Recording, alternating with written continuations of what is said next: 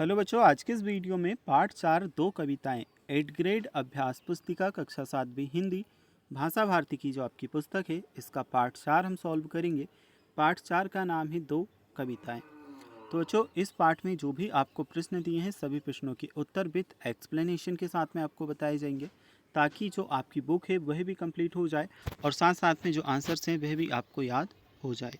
तो चलिए पार्ट 4 दो कविताएं क्लास 7 हिंदी 8th ग्रेड अभ्यास पुस्तिका का हम सॉल्व करते हैं। बच्चों, इसमें सबसे पहले आपको बहुविकल्पी टाइप के प्रश्न दिए हैं। प्रश्न क्रमांक 1 में हमें दिया है धिन धिन धा धमक धमक पंक्ति में अलंकार है। ऑप्शंस में हमें यहाँ पर 4 ऑप्शन दिए हैं। पहला ऑप्शन है उपमा, बी ऑप्शन है अनुप्रास, सी ऑप्शन है स्लैश, डी ऑप्शन है रूपक। इसमें सही उत्तर हमारा होगा बी वाला ऑप्शन, यानी कि अनुप्रास। धिन धिन दा धमक धमक जो पंक्ति है इसमें अनुप्रास अलंकार है, तो बी ऑप्शन अनुप्रास सही उत्तर है। अगला हम देखते हैं, सेकंड नंबर का क्वेश्चन हमसे पूछा है फूले कदम कविता में कवि का मन किसे छूना चाहता है। ऑप्शन दिया है अंबर को, कंदुक को, कदम्ब को या बादल को। इस वाले प्रश्न का सही उत्तर हमारा है कदम्ब को, यानी कि सी ऑप्शन कदम्ब को सही उत्तर आएगा। अगला हम देखते हैं तीसरे नंबर का प्रश्न। इस प्रश्न में हमसे पूछा है मेघ वजे शब्द से आसे है, बादल गरजे, बादल बरसे, बादल छाए, बादल नाचे।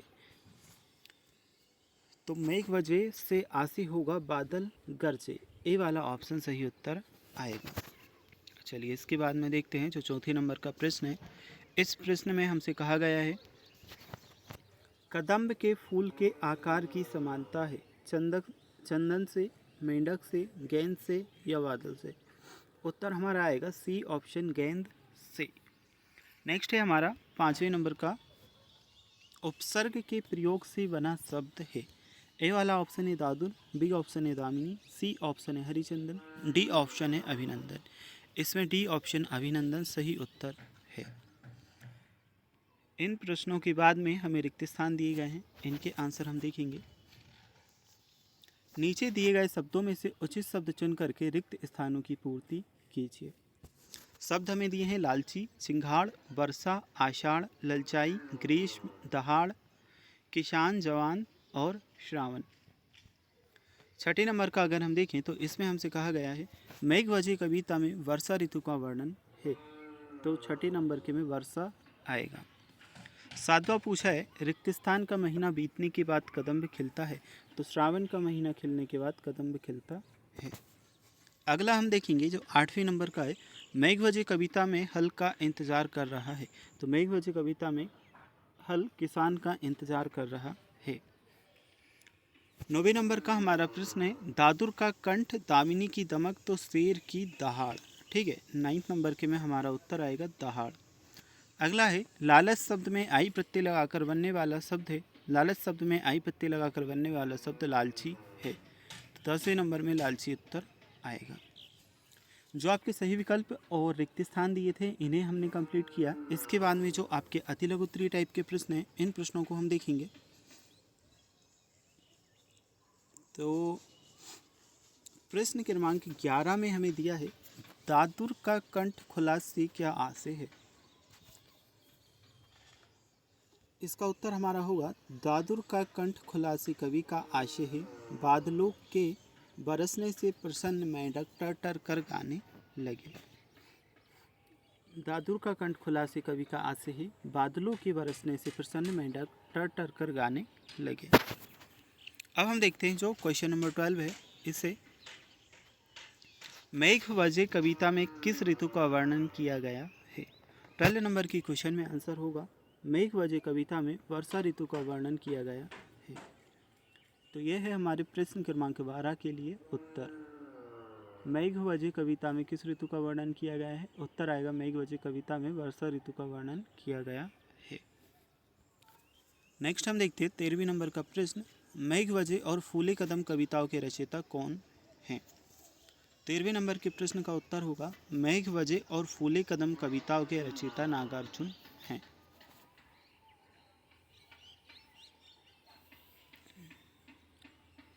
तो 13वें नंबर के प्रश्न का उत्तर आ जाएगा मेघ वजह और फूले कदम कविताओं के रचयिता नागार्जुन हैं। अगला हम देखते हैं जो क्वेश्चन नंबर 14 है दामिनी शब्द का पर्यायवाची शब्द वाक्य में प्रयोग कीजिए। दामिनी शब्द का एक पर्यायवाची शब्द बताना है और फिर वाक्य में प्रयोग करना है। तो दामिनी का पर्यायवाची है विद्युत, ठीक है, विद्युत। अब इसका वाक्य में प्रयोग होगा, विद्युत उपकरणों को पानी से बचाकर रखना चाहिए।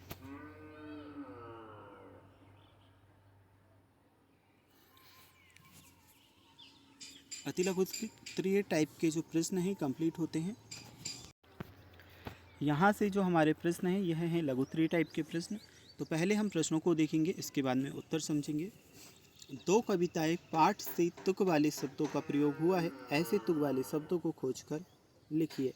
किसी एक शब्द का वाक्य में प्रयोग कीजिए।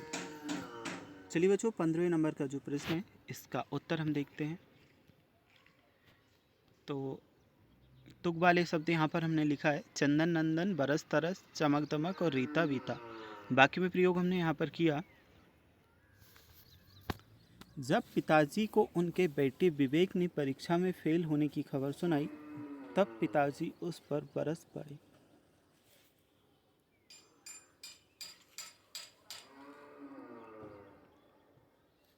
तो यह है हमारा प्रश्न क्रमांक 15। अब हम देखते हैं जो 16वें नंबर का प्रश्न है, इसे पंख बना हरिचंदन पंक्ति का भावार्थ लिखिए। यह है क्वेश्चन नंबर 16। पंख बना हरिचंदन पंक्ति का भावार्थ हमें बताना है 16वें नंबर के प्रश्न में। तो इसका उत्तर होगा, पंख बना हरिचंदन से आशे वर्षा के कारण उत्पन्न हुई धरती की कीचड़ भी हरिचंदन के समान हो गई है।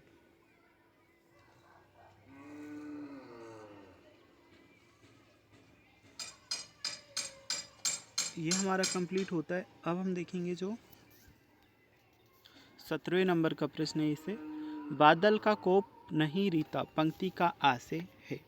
तो क्वेश्चन नंबर 17 के लिए आंसर है, कवि कहता है कि बादल का कोप रीता नहीं है, यानी वह लगातार बहुत समय से बरस रहा है, लेकिन पपीहे की प्यास अभी भी नहीं बुझ रही। ये होगा 17वें नंबर के प्रश्न का उत्तर।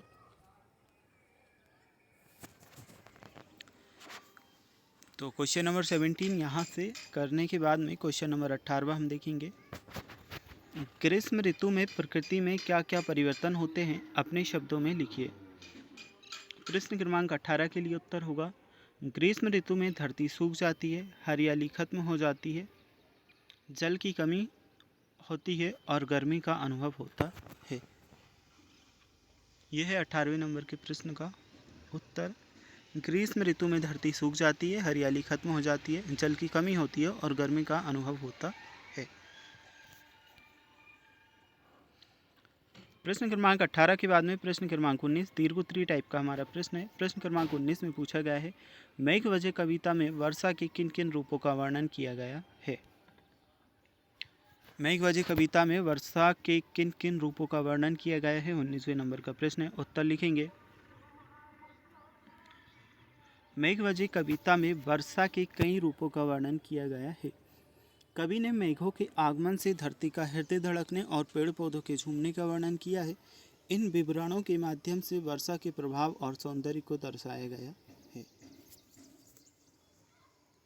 अब है प्रश्न क्रमांक 20, वर्षा ऋतु का वर्णन अपने शब्दों में लिखिए। तो क्वेश्चन नंबर 20 के लिए हम उत्तर देखेंगे।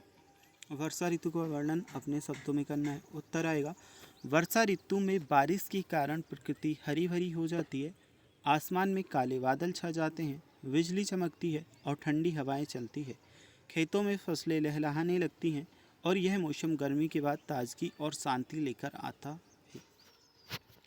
तो बच्चों, ये आपके कंप्लीट हुए टोटल 20 प्रश्न। इस पार्ट में हमें टोटल 20 ही प्रश्न दिए थे, सभी प्रश्नों के उत्तर हम देख चुके हैं।